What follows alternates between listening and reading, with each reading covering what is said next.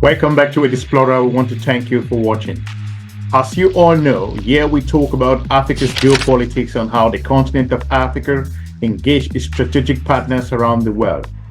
As the 79th session of the United Nations General Assembly is coming up next week, a number of countries on the continent of Africa are beginning to walk the ropes, talking to their geopolitical partners, engaging international media.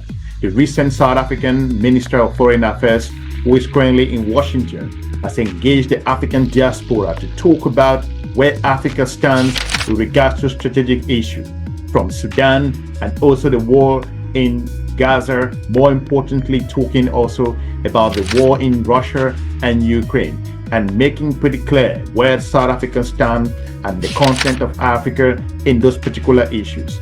Don't forget, any country that ignores geopolitical events in the current era will suffer.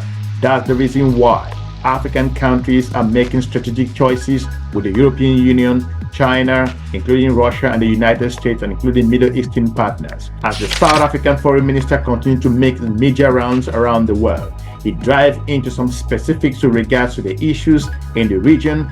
We have a video here to play for you, and we'll encourage you to watch that video to the end to have the perspective as to where Africa stands in a whole lot of other issues. Tonight, we have another episode coming up where we will be diving into more specifics with regards to Africa's geopolitical relationship, looking at the global partners. So without any more delay, let's just roll the clip and we will join you on the evening today.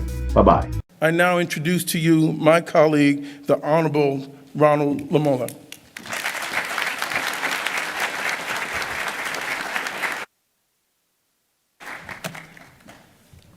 I bring with you regards from the people of South Africa.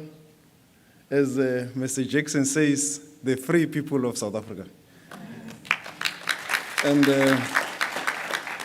And our president, Mr. Cyril Ramaphosa, who is also a champion of human rights in the globe. Firstly, as South Africans, a free South Africa, we recognize the role played by the anti-apartheid movement and its contribution towards the collapse of the system of apartheid in South Africa. Majority of you could be third, fourth. I can see some who have been in that generation. And Mr. Jackson Sr., as you say, was part of that generation of the anti-apartheid movement here in the US, speaking in one voice against apartheid. And this voice led to the collapse and the demise of apartheid, but it also continued to champion in the collective conscience of the global community, how immoral and how wrong apartheid was, and how unjust apartheid was in South Africa. It is against this background that the government of South Africa continues to champion the interest of all people of the world oppressed and those that their human rights are humiliated. And it is also against this background that we continue to champion for the African diaspora across the globe. As one of the organs of the African Union, we see the African diaspora's role, and we see you to play a role for us in terms of human rights, but also in terms of the knowledge that you are gaining in terms of foreign direct investment to help us in the continent.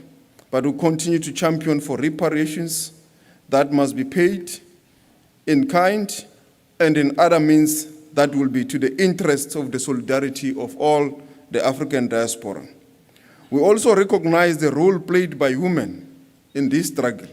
As you have already said, Mr. Jackson, by our mother of the nation, Winnie Madikizela Mandela, but also here in the US, there has been pioneering women.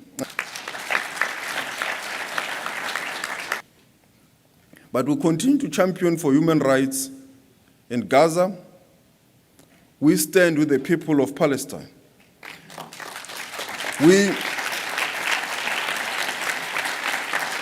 As you are aware, this has been a historic position of the South African government, informed by former President Mandela, when he said that South Africa will not be free until the people of Palestine are free. But South Africa took a decision when the whole world was quiet and said, after the 7th of October, we condemn what happened to the people of Israel on the 7th of October, and we condemn it in the strongest terms, and we call for the release of all the hostages. We also said that the state of Israel's response to the incident of the 7th of October is disproportionate to the offense committed. It is going beyond self-defense as predicated by international law. And it is against this background that we went to the International Court of Justice to call for the state of Israel to cease fire, to stop the maiming and the destruction of innocent children and women, to stop the destruction of civilian infrastructure in Palestine. The International Court of Justice took a resolution and indicated that the state of Israel should cease its military operation, it should cease destruction of infrastructure. Despite the court's ruling, the state of Israel continues to do so. And it is against this background that we continue to call for the collective conscience of the global community to stand in solidarity with the people of Palestine, to call Israel to stop the genocide that is currently unfolding. Congressman has said that the Irish and ourselves have spoken on this, and we will continue to do so, despite threats that comes from across the globe, because we believe we are standing on principle. The future of the world depends on the rule of law being protected by all nations of the world.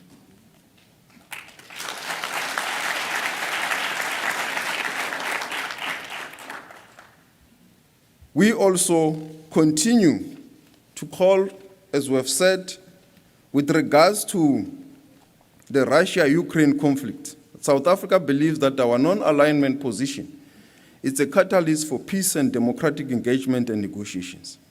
We also, in this regard, are unequivocal about the sovereignty, the independency of all nations in line with the UN Charter.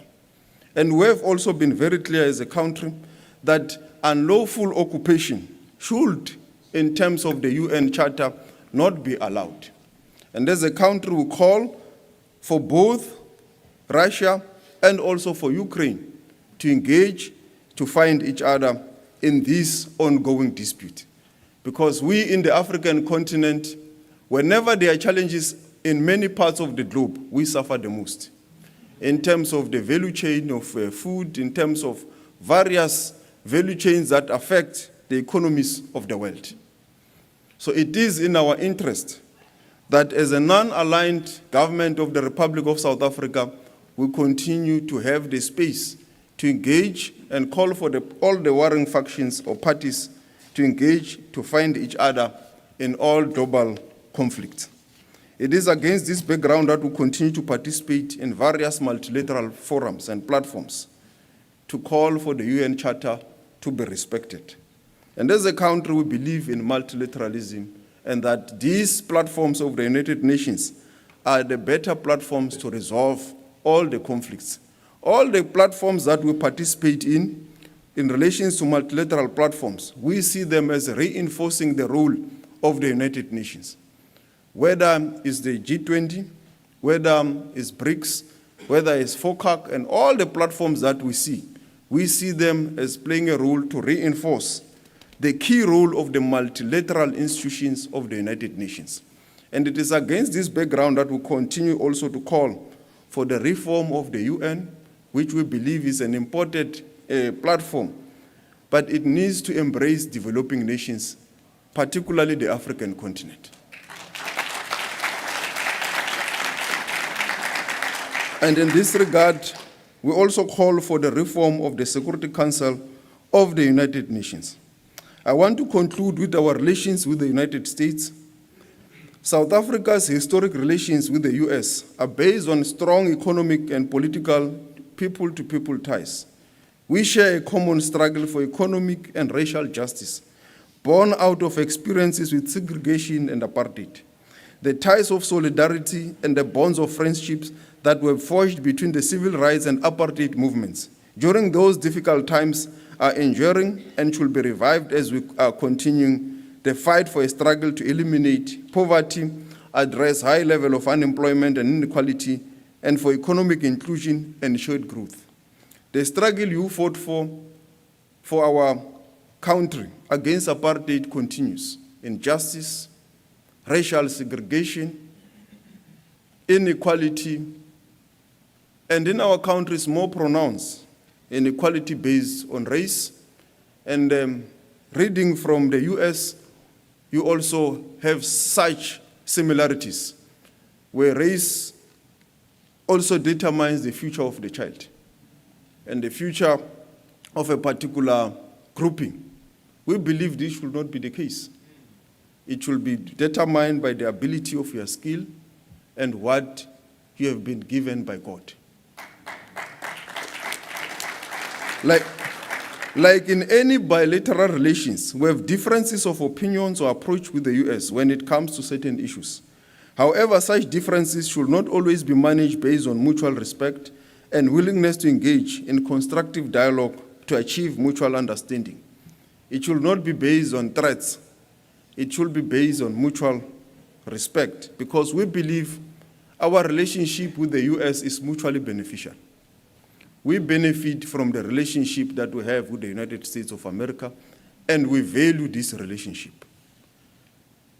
And we also believe that the United States of America also benefit from the relationship they have with us, economically and also people to people.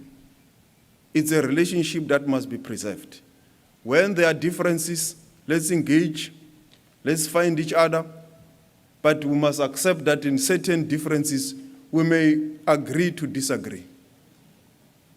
But we believe that if we stick with principle, guided by the UN Charter, by the various platforms of multilateral relations, we will be able to chart a way forward, even bilaterally, with the United States of America.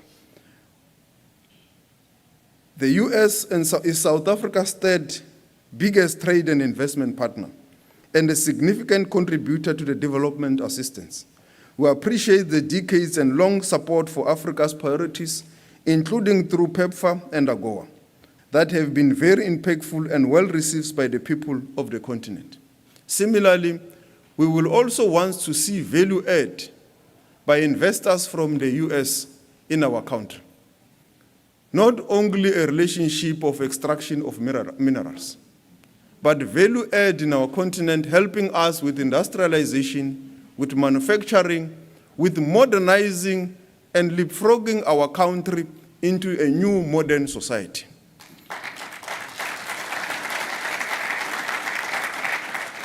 This, in our view, will be a mutual beneficial relationship that must continue to be strengthened and be worked upon. And this also relates to various issues in relation to geopolitical matters, that such should also be handled at a mutual, respectful relationship. And we will continue to engage with this country on the basis of that mutual respect. I thank you very much for allowing me to participate here. Thank you very much.